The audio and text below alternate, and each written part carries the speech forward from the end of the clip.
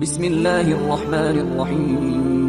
حضرت انس بن مالک رضی اللہ عنہ فرماتے ہیں کہ ایک روز ہم حضور اکرم صلی اللہ علیہ وسلم کے ساتھ مکہ مکرمہ کے جنگلات کی طرف نکلے۔ ہم تہامہ پہاڑوں کے ایک پہاڑ پر بیٹھے تھے کہ ایک بوڑھا شخص آیا جو اپنی لاٹھی کے سہارے چل رہا تھا۔ اس نے حضور اکرم صلی اللہ علیہ وسلم کو سلام کیا۔ آپ نے سلام کا جواب دیا اور فرمایا کہ بوڑھا اپنی چال و آواز سے جن معلوم ہوتا ہے۔ پھر آپ نے اس سے پوچھا کہ تو کون ہے؟ تو اس نے جواب دیا کہ حضور میں جن ہوں، میرا نام حامہ بن حیک بن لاقیس بن ابلیس ہے۔ حضور صلی اللہ علیہ وسلم نے فرمایا میں تیرے اور شیطان کے درمیان صرف 2 پشتوں کا فاصلہ دیکھ رہا ہوں، تیری عمر کتنی ہے؟ اس نے کہا یا رسول اللہ صلی اللہ علیہ وسلم جتنی عمر دنیا کی ہے اتنی ہی میری عمر ہے یا اسے کچھ کم۔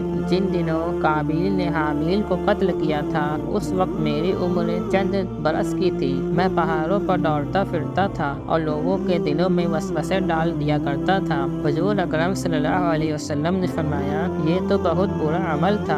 اس جن نے حضور اکرم صلی اللہ علیہ وسلم سے کہا مجھے ملامت نہ فرمائیے کیونکہ میں ان لوگوں میں سے ہوں جو حضرت نوح علیہ السلام پر ایمان لائے تھے اور توبہ کر لی تھی اور دعوت و دین کے کام میں ان کا ساتھ دیا تھا اور انہیں راضی کر لیا تھا۔ اس کے بعد وہ جن اتنا رویا کہ ہم بھی رونے لگے۔ اس جن نے کہا اللہ کی قسم میں بہت شرمندہ ہوں اور میں اللہ کی پناہ مانگتا ہوں اس بات سے کہ میں کافر رہوں۔ میں نے حضرت ہود علیہ السلام سے ملاقات کی اور ان پر ایمان لایا۔ اسی طرح میں نے حضرت ابراہیم علیہ السلام سے ملاقات کی ہے اور جس وقت حضرت ابراہیم علیہ السلام کو آگ میں ڈالا جا رہا تھا میں بھی ان کے ساتھ تھا، اور جب حضرت یوسف علیہ السلام کو کنویں میں ڈالا گیا تو میں بھی ان کے ساتھ تھا اور میں حضرت یوسف علیہ السلام سے پہلے اس کنویں میں پہنچ گیا تھا۔ اسی طرح حضرت شعیب علیہ السلام اور حضرت موسیٰ علیہ السلام سے بھی میری ملاقات ہوئی ہے تو انہوں نے مجھے تورات سکھائی تھی اور فرمایا تھا اگر تم عیسیٰ علیہ السلام سے ملاقات کرو تو ان کو میرا سلام کہنا۔ جب میری ملاقات حضرت عیسیٰ علیہ السلام سے ہوئی تو میں نے موسیٰ علیہ السلام کا سلام ان تک پہنچایا۔ حضرت عیسیٰ علیہ السلام سے ملاقات کے وقت انہوں نے مجھ سے فرمایا تھا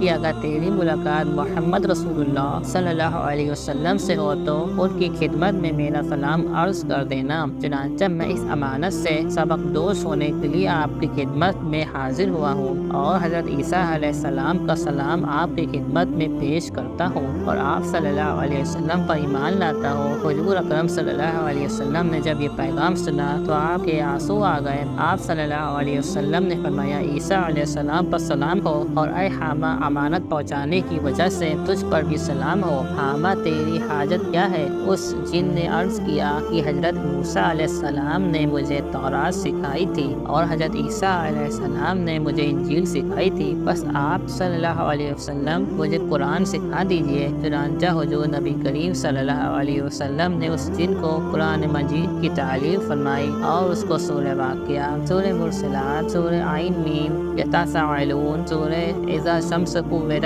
اور فرمایا اے حامہ جس وقت تمہیں کوئی حاجت ہو میرے پاس آ جانا اور ہم سے ملاقات نہ چھوڑنا۔